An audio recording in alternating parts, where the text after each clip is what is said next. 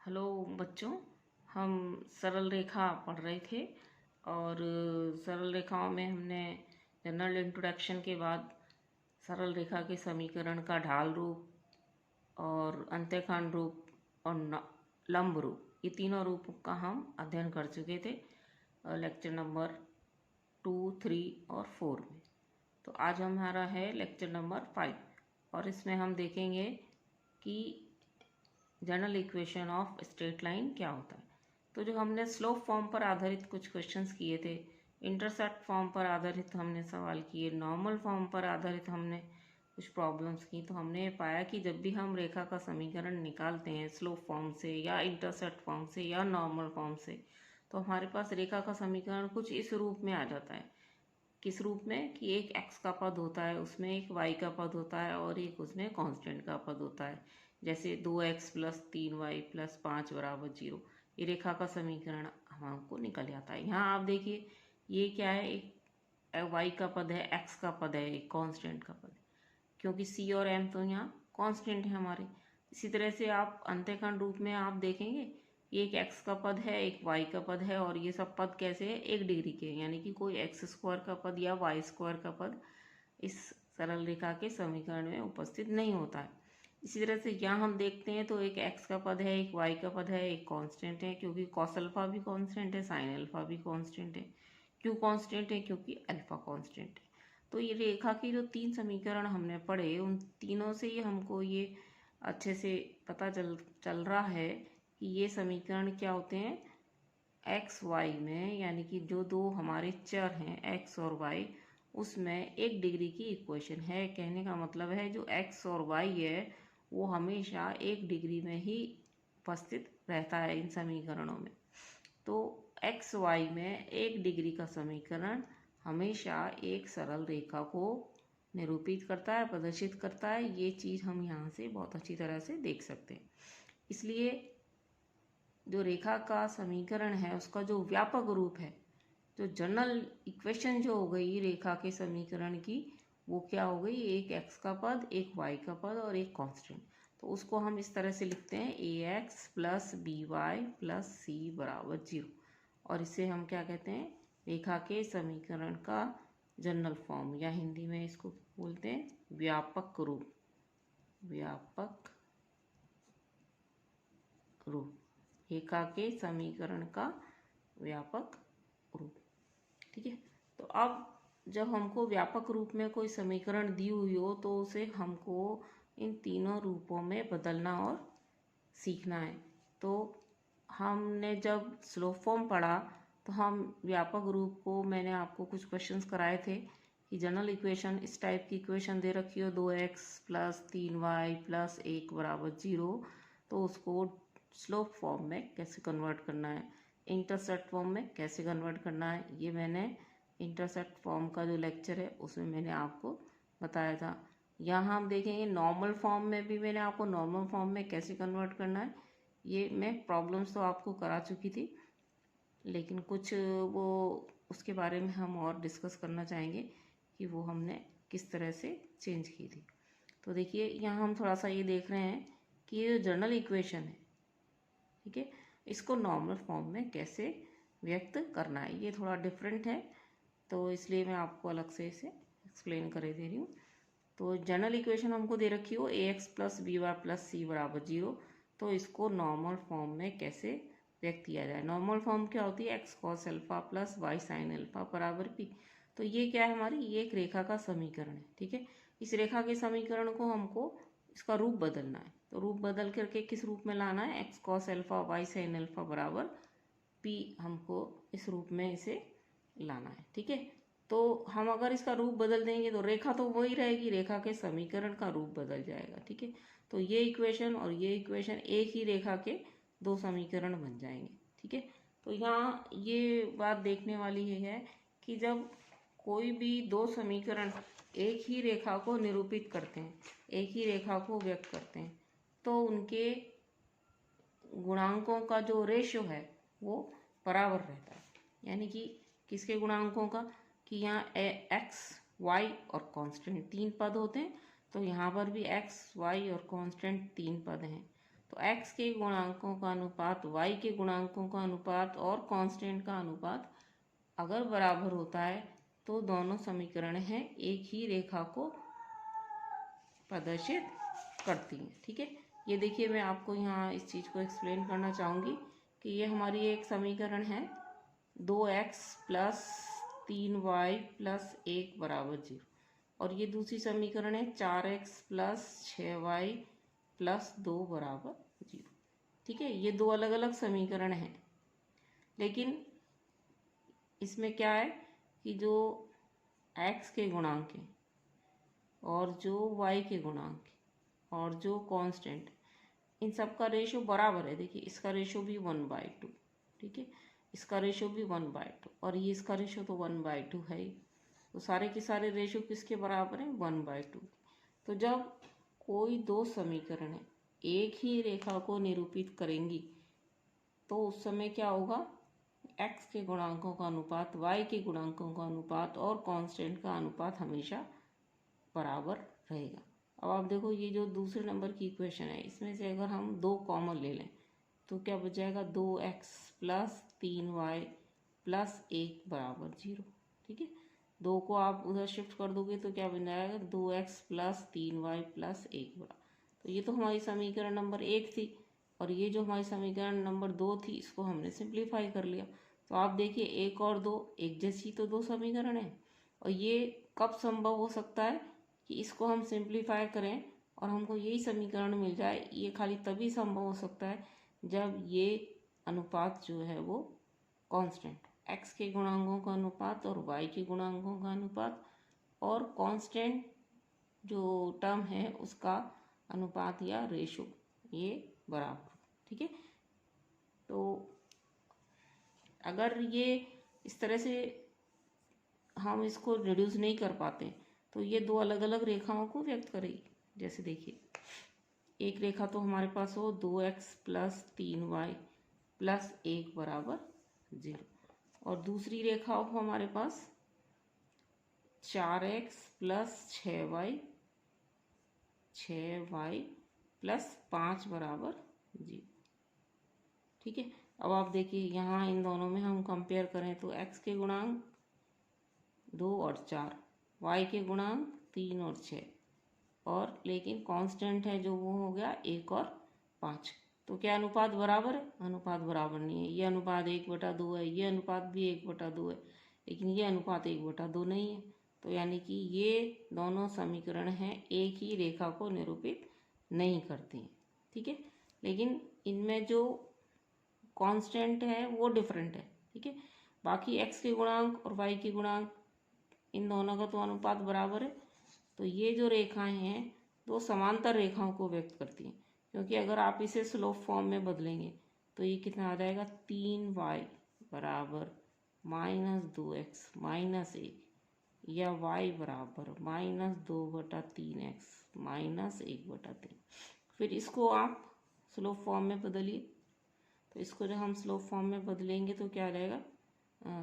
6y is equal to -4x minus 5, तो y is equal to -4/6 x minus 5/6। ठीक है, तो y बराबर आ जाएगा -2/3x माइनस 5/6। तो देखिए ये हमने स्लोप फॉर्म में बदली, ये दूसरी रेखा को हमने स्लोप फॉर्म में बदली, तो इसका m कितना है? -2/3, और इसका m कितना है? इसका स्लोप भी कितना है? -2/3। तो जो हम इन दो रेखाओं की बात कर रहे थे इनका जो स्लोप है वो बराबर है, लेकिन कांस्टेंट बराबर नहीं है। तो ये दोनों रेखाएं हमारी कैसी होती है? ये रेखाएं हमारी समांतर रेखाएं। समांतर क्यों है ये रेखाएं? क्योंकि दोनों का स्लोप बराबर है। ये मैंने आपको पहले ही बताया था कि दो रेखाएं समांतर होती हैं तो उस समय क्या होता है? उनका स्लोप बराबर होता है। क्यों होता है? क्योंकि देखिए दो रेखाएं समांतर हैं तो दोनों का स्लोप बराबर है, क्योंकि दोनों एक्स अक्ष से समान कोण बनाएंगे। तो दो रेखाएं समांतर, तो यहाँ पर हमारे क्या है? दोनों रेखाओं का स्लोप कैसा है?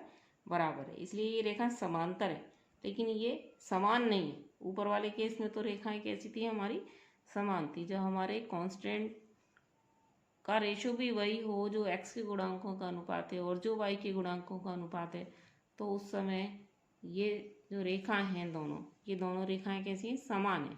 एक ही रेखा को निरूपित करती है, मतलब एक ही रेखा के डिफरेंट इक्वेशंस हैं, अलग अलग समीकरण हैं लेकिन एक ही रेखा को निरूपित करती हैं। ठीक है, कब?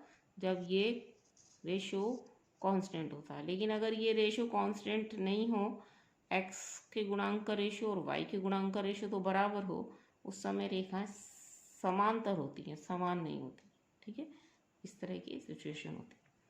तो हम चेंज कर रहे थे इसको कि ये दोनों इक्वेशंस एक ही रेखा को निरूपित करें तो क्या होना चाहिए, x के गुणांकों का अनुपात, y के गुणांकों का अनुपात और कांस्टेंट, इन तीनों रेशो बराबर होनी चाहिए।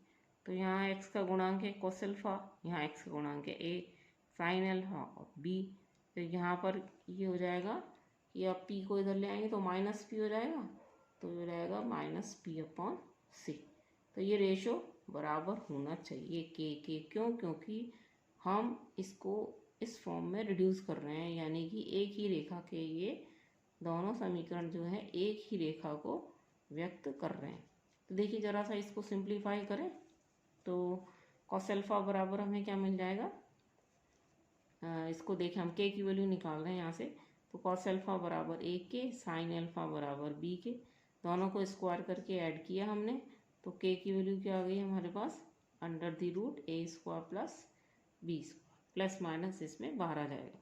इस k की वैल्यू को हमने यहाँ रख दिया, तो cos alpha upon a sin alpha upon b p upon minus c बराबर 1 upon a square plus b square under the root. ठीक है, तो यहाँ से हम मतलब ये रेशो कांस्टेंट होगा और वो कांस्टेंट रेशो कितना होगा, 1 upon plus minus under root a square plus b square. इससे यहाँ हमको cos अल्फा की वैल्यू मिल जाती है। cos अल्फा बराबर हो जाता है a अपॉन sin अल्फा बराबर हो जाता है b अपॉन और p बराबर हो जाता है माइनस c अपॉन। ठीक है, अब ये जो p है ये मूल बिंदु से डाले गए लंब की लंबाई होती है रेखा के ऊपर, तो p का जो मान है कभी भी ऋणात्मक नहीं होता है, हमेशा धनात्मक होता है, क्योंकि किसी भी लंबाई को हमें हमेशा धनात्मक ही नापा जाता है। तो यहाँ p जो है हमारा, जो भी हम p की वैल्यू निकालेंगे, p की वैल्यू हमारी कैसे होनी चाहिए, पॉजिटिव होनी चाहिए। ठीक है, लेकिन यहाँ हमारा रहा है p बराबर माइनस c। ठीक है, तो p की वैल्यू पॉजिटिव आए, इसी तरह से हमें यहाँ प्लस माइनस में से एक चिन्ह का हमको सिलेक्शन करना होता है जिससे कि p नेगेटिव आए। ठीक है, तो अपन क्या करते हैं कि इस प्लस माइनस में से अगर यहाँ c माइनस है तो नीचे से भी प्लस माइनस में से माइनस को सेलेक्ट करते हैं। ठीक है, सभी जगह माइनस माइनस हो जाएगा, cos अल्फा में भी माइनस, sin अल्फा में माइनस, यहाँ भी माइनस। अगर c की वैल्यू पॉजिटिव है तो यहाँ से भी हम प्लस वाले साइन को कंसीडर कर लेंगे जिससे कि p की वैल्यू पॉजिटिव आ जाए। लेकिन ऐसा नहीं है, यहाँ प्लस वाला कंसीडर किया तो यहाँ भी प्लस वाला कंसीडर होगा और यहाँ भी प्लस वाला।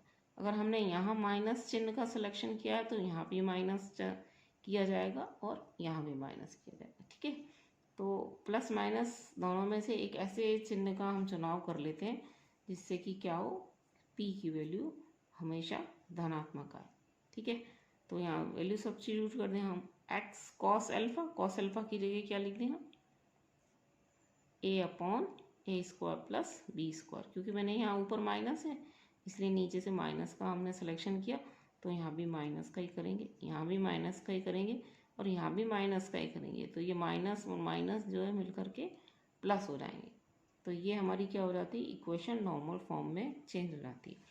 तो एक्चुअली में करना कुछ भी नहीं होता, हमारी ax plus B Y plus C बराबर 0, ये जो इक्वेशन है उसको हमको under root A square plus B square से पूरी इक्वेशन को भाग लगा देना है। देखो यही हो रहा है, हमारी ओरिजिनल इक्वेशन क्या थी, ax plus B Y plus C बराबर 0। ठीक है, उसको हमने पीछे ले जाके किया माइनस सी बराबर क्या कर दिया, माइनस सी। उसके बाद हमने क्या किया, under root A square plus B square से पूरी इक्वेशन को भाग लगा दिया और उसमें से हमने माइनस ए स्क्वायर प्लस बी स्क्वायर से भाग लगाया, क्योंकि यहाँ हमारा माइनस आता है उससे प्लस बनेगा। तो हमने यहाँ माइनस माइनस का सिलेक्शन किया, यहाँ भी माइनस का सिलेक्शन किया, तो फाइनली रिजल्ट क्या आ गया, प्लस आ गया। तो ऐसा करने के बाद ये जो हमारी है ये कहलाती है नॉर्मल फॉर्म, ठीक है। और x का जो गुणांक है वो कॉस अल्फा के बराबर होता है, ये y का जो गुणांक है वो साइन अल्फा के बराबर होता है। तो नॉर्मल, ये तो मैंने खाली एक्सप्लेन किया है कि हम नॉर्मल फॉर्म में चेंज करने के लिए पूरी इक्वेशन को under root A square B square से के भाग लगाते हैं। Under root A square B square से क्या मतलब है, एक्स के गुणांक का स्क्वायर प्लस वाई के गुणांक का स्क्वायर अंडर द रूट से हम पूरी इक्वेशन को पहले भाग लगाते हैं, ठीक है। कांस्टेंट को राइट हैंड साइड पर ले जाते हैं। इसके बाद under root A square B square में से प्लस या माइनस में से एक चिन्ह का सिलेक्शन करते हैं, जिससे कि राइट हैंड साइड पर जो कांस्टेंट है वो पॉजिटिव आ जाए, और अकॉर्डिंगली सारी इक्वेशन को हम उसी चिन्ह से भाग लगाते हैं। तो ऐसा करने के बाद इक्वेशन हमारी नॉर्मल फॉर्म में चेंज हो जाती है, ठीक है। और नॉर्मल फॉर्म में चेंज होने के बाद हम जो कॉस अल्फा है वो किसके बराबर होता है, एक्स का गुणांक। जो साइन अल्फा है वो बराबर किसके होता है, वाई का गुणांक। और पी बराबर किसके होता है, जो राइट हैंड साइड पर हमारा कांस्टेंट आता है। ये एक क्वेश्चन करेंगे हम, और पार्ट 4 में भी हम कुछ क्वेश्चंस कर चुके हैं, लेकिन अभी एक और सवाल हम करते हैं।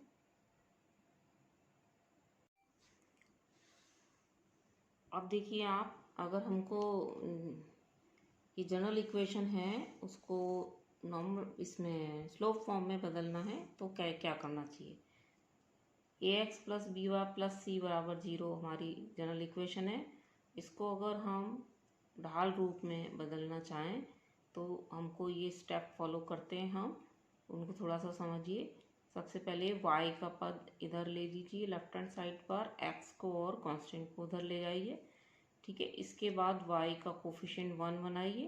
तो y का कोफिशिएंट हमने 1 बना दिया। क्या किया, b से दोनों तरफ भाग लगा दिया। तो इधर जब b से भाग लगाओगे तो एक बच जाएगा, इधर आ जाएगा माइनस ए अपॉन बी, इधर आ जाएगा माइनस सी अपॉन बी। तो इसको स्लोप फॉर्म लेकिन हमारी होती है y बराबर एम एक्स प्लस सी। तो इसको हम लिख लेंगे y बराबर, ये तो हमारा बन जाएगा m, ये x और प्लस ये माइनस सी अपॉन बी। तो इसे हम क्या कहते हैं, इसे हम कहते हैं रेखा के समीकरण का ढाल रूप। हम क्या कर रहे हैं, जनरल इक्वेशन को ढाल रूप में या स्लोप फॉर्म में बदल रहे हैं। इसके बाद यहाँ हम बड़ी एक इम्पॉर्टेंट चीज़ नोट करते हैं कि ये इसको जो हम तुलना करेंगे y बराबर एम एक्स प्लस सी से, तो m बराबर कितना आएगा, माइनस ए अपॉन बी। और ये जो c है जो कि y अक्ष पर इंटरसेप्ट है, स्मॉल c है, ये बराबर क्या रहेगा, माइनस सी अपॉन बी। लेकिन यहाँ देखिए रेखा का जो स्लोप है वो क्या है, माइनस ए अपॉन बी। ये a और b क्या है, A X plus B Y plus C बराबर 0, जो हमारी इक्वेशन है, जो व्यापक रूप है, इसमें से ही हमने इसको लिया है। a और b, a का मतलब x का गुणांक और b का मतलब y का गुणांक। तो ये बड़ा इम्पॉर्टेंट फॉर्मूला है कि कोई अगर रेखा का समीकरण है हमारा A X plus B Y plus C बराबर 0, क्या है, अगर रेखा का समीकरण है A X plus B Y plus C बराबर 0, इस रेखा के समीकरण में हम ये चाहते हैं कि इस रेखा का ढाल कितना है। तो इसको बिना स्लोप फॉर्म, एक तो स्लोप फॉर्म में बदल के हम ढाल निकाल सकते हैं, इस फॉर्मूले से हम सीधा ही इसका ढाल निकाल सकते हैं। क्या करेंगे, इस रेखा का ढाल, किस रेखा का, A X plus B Y plus C, ये कैपिटल सी है, बराबर 0। इस रेखा का जो स्लोप या ढाल है वो क्या होता है, माइनस ए अपॉन बी। इसका मतलब माइनस एक्स का गुणांक वटा वाई का गुणांक। तो कोई भी हमको रेखा दे रखी हो, जनरल इक्वेशन दे रखी हो रेखा की, और आपको तुरंत से ये पता करना हो कि इसका स्लोप कितना है, तो आपको इस फॉर्मूले को काम में लें। स्लोप क्या होता है, माइनस एक्स का गुणांक बटा वाई का गुणांक, माइनस एक्स का गुणांक अपॉन वाई का गुणांक। क्या होता है, माइनस ए अपॉन बी, यानी कि माइनस एक्स का गुणांक अपॉन वाई का गुणांक। ये बड़ा इंपॉर्टेंट सा फॉर्मूला है और ये हमको बहुत काम में आता है। कोई भी रेखा की समीकरण दी हुई है तो तुरंत से उसका अगर हमको स्लोप निकालना है तो पहले तो लगाओ माइनस एक्स का गुणांक अपॉन वाई का गुणांक, ठीक है। और सी जो है वाई अक्ष पर अंतःखंड ही हो जाता है माइनस सी अपॉन। जैसे ये है हमारा equation, 2x plus 3y plus 1 बराबर 0 को ढाल रूप में व्यक्त कीजिए। तो सबसे पहले 3y, ठीक है, माइनस 2x माइनस 1, y को इधर रख के उधर ले गए बाकी सबको, फिर y का गुणांक 1 बना लिया, 3 से भाग लगा दिया, ठीक है। ऐसा करने इसके बाद इसको एम एक्स प्लस सी में ले आए, बीच में सी लगा दिया, तो एम कितना हो गया -2/3, और सी कितना हो गया वाई अक्ष पर अंतःखंड कितना हो गया -1/3।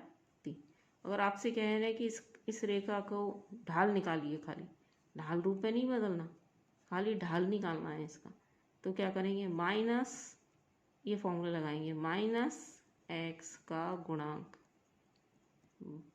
अपॉन वाई का गुणांक, एक्स का कोफिशिएंट अपॉन वाई का कोफिशिएंट। तो माइनस ये इक्वेशन हमारी होनी चाहिए A X plus B Y plus C बराबर 0 इस रूप में हो, तो ढाल निकालने के लिए क्या करना है हमको, माइनस एक्स का गुणांक अपॉन वाई का गुणांक।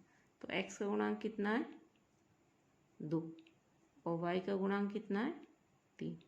अब यहाँ माइनस तो है नहीं, ठीक है, तो माइनस तो हमारा पहले से ही है बाहर, एक्स का गुणांक 2 वाई तो -2/3। तुरंत से हम किसी भी रेखा का ढाल निकाल सकते हैं अगर वो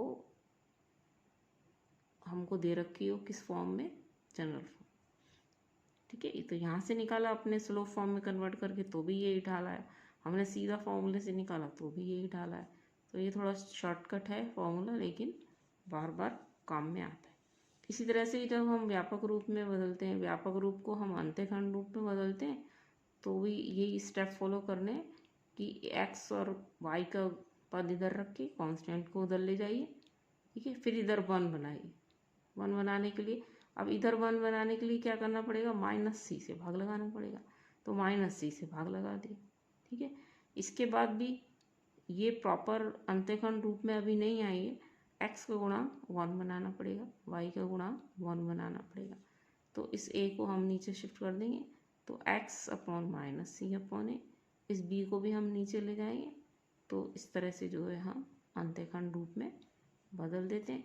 ये एक्स के नीचे जो कुछ भी आता है ये क्या कहलाएगा, एक्स अक्ष पर अंतःखंड, और वाई के नीचे जो कुछ भी आएगा वो क्या कहलाएगा, वाई अक्ष पर अंतःखंड। ये तो हम जानते ही हैं कि अगर ये वैल्यू नेगेटिव हो इसका मतलब ऋणात्मक है एक्स अक्ष पर अंतःखंड, और ये भी नेगेटिव है इसका मतलब ऋणात्मक वाई अक्ष पर।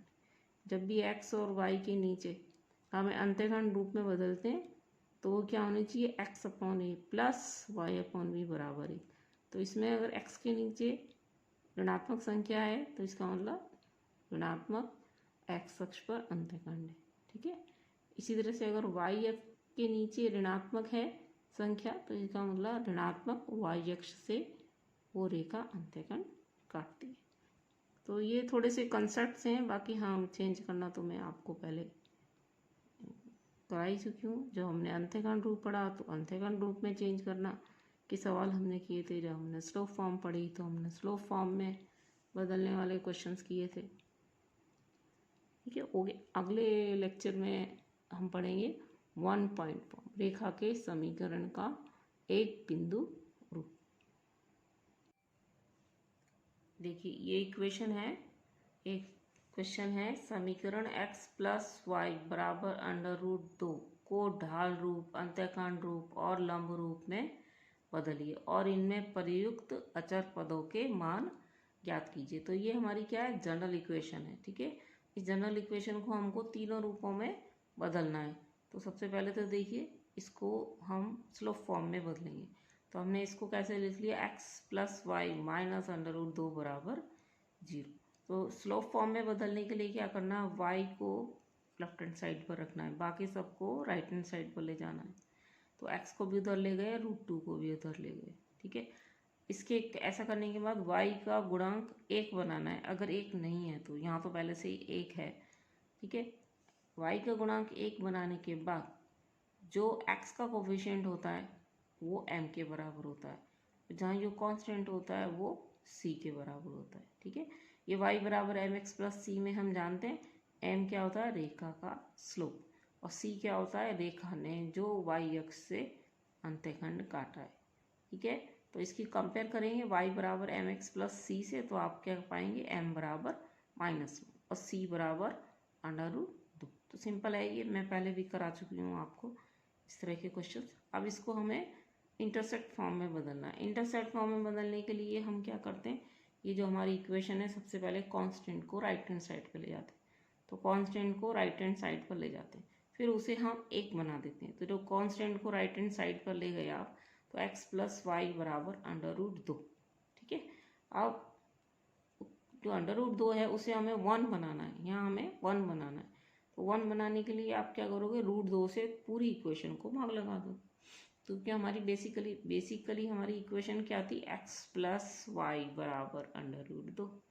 यदि x प्लस वाई बराबर √2, √2 की जगह हमें 1 लाना है, इसलिए हमने √2 से ही पूरी इक्वेशन को भाग लगा दिया। ठीक है, पूरी इक्वेशन को √2 से भाग लगा दिया। ठीक है, तो ये हमारे अपने आप किस रूप में आ गई, x/a प्लस y/b बराबर 1। ठीक है, तो यहाँ जो x के नीचे होगा वो तो x अक्ष पर अंत्यखंड, और जो y के नीचे होगा वो y अक्ष पर अंत्यखंड के बराबर होगा। लेकिन उससे पहले हमको x का कोफिशिएंट और y का कोफिशिएंट 1 बनाना होगा, अगर नहीं है तो यहाँ हमारा ऑलरेडी x का गुणांक y का गुणांक 1 है, तो ये हमारी किस रूप में आ गई, इस रूप को हम कहते हैं अंत्यखंड रूप। ठीक है, अब ये तो अंत्यखंड रूप हो गया। अब आपसे कहते हैं अंत्यखंड निकालिए कितने कितने हैं, तो x अक्ष पर अंत्यखंड √2, y अक्ष पर अंत्यखंड √2। तो ये हमारे जो इक्वेशन में कांस्टेंट हैं, जो अचर हैं, उसकी वैल्यू हमें मिल जाती है। अब इसको हमें बदलना है लंब रूप में। ठीक है, तो लंब रूप में बदलने के लिए हमारा क्या कंसेप्ट होता है, अभी मैंने आपको बताया कि सबसे पहले तो कांस्टेंट को राइट हैंड साइड पर ले जाइए। तो कांस्टेंट को हम राइट हैंड साइड पर ले जाएंगे, उसके बाद पूरी इक्वेशन को √a² b² से भाग लगा देते हैं। तो a का मतलब समीकरण में x का कोफिशिएंट, b का मतलब समीकरण में y का कोफिशिएंट। तो ये जो हमारी इक्वेशन है, हमारी इक्वेशन क्या है, x प्लस वाई बराबर √2। इस इक्वेशन में x का कोफिशिएंट कितना है, 1, y का कोफिशिएंट कितना है, 1। ठीक है, तो प्लस माइनस x के गुणांक का स्क्वायर y के गुणांक के स्क्वायर से पूरी इक्वेशन को भाग लगाना है हमको। तो x का गुणांक 1 है, y का गुणांक 1 है, तो पूरी इक्वेशन को x के गुणांक का स्क्वायर y के गुणांक का स्क्वायर कितना हो जाएगा, 1² √2। तो √2 से हमने इसको भाग लगा दिया। प्लस माइनस 2 दोनों हमने साइन जो है यहाँ साथ रखें। अब हम चाहते हैं कि ये जो है पॉजिटिव हो जाए, इसके लिए नीचे से भी पॉजिटिव ही हमको सेलेक्ट करना पड़ेगा। तो दोनों तरफ ही पॉजिटिव सेलेक्ट करेंगे। यहाँ भी प्लस √2 प्लस √2 प्लस √2। तो ये देखिए यहाँ बराबर भी है ये दोनों, तो कट जाएंगे, 1 आ जाएगा। तो ये हमारी क्या हो गई, ये हमारी हो गई नॉर्मल फॉर्म इस समय। ठीक है, अब मैंने आपको बताया √a² b² से भाग लगाने के बाद जो x का गुणांक होता है वो cos अल्फा के बराबर होता है, y का जो गुणांक होता है वो sin अल्फा के बराबर होता है, और राइट हैंड साइड पर जो है वो p के बराबर होता है। ध्यान रखिए कि इसे कैसा होना चाहिए, पॉजिटिव होना चाहिए। तो p बराबर कितना आ गया, 1। इसको हम क्या कहेंगे, ये हमारी है नॉर्मल फॉर्म। ठीक है, तो p बराबर कितना हो गया, 1। cos अल्फा बराबर √2, sin अल्फा बराबर √2। तो यहाँ से हम अल्फा निकाल सकते हैं। देखिए sin अल्फा भी पॉजिटिव है, cos अल्फा भी पॉजिटिव है, ये दोनों पॉजिटिव खाली फर्स्ट क्वाड्रेंट में ही होते हैं। तो अल्फा की कौन सी वैल्यू इनको सेटिस्फाई कर रही है, अल्फा बराबर 45 डालिए। cos 45 भी 1/√2, sin 45 भी 1/√2। तो हमारे अल्फा की वैल्यू तो आ गई 45 और p की वैल्यू आ गई 1। कुछ और इम्पॉर्टेंट पॉइंट्स मैं यहाँ आपको बताना चाह रही थी सरल रेखा के बारे में, कि जो हमने अभी सरल रेखा का समीकरण पढ़ा, क्या होता है, ax plus by plus c बराबर 0। अगर मुझे कोई दो सरल रेखा के समीकरण लिखने हैं व्यापक रूप में, तो हम उसे ऐसे लिख लेंगे, a1x b1y प्लस c1 बराबर 0, a2x plus b2y plus c2 बराबर 0।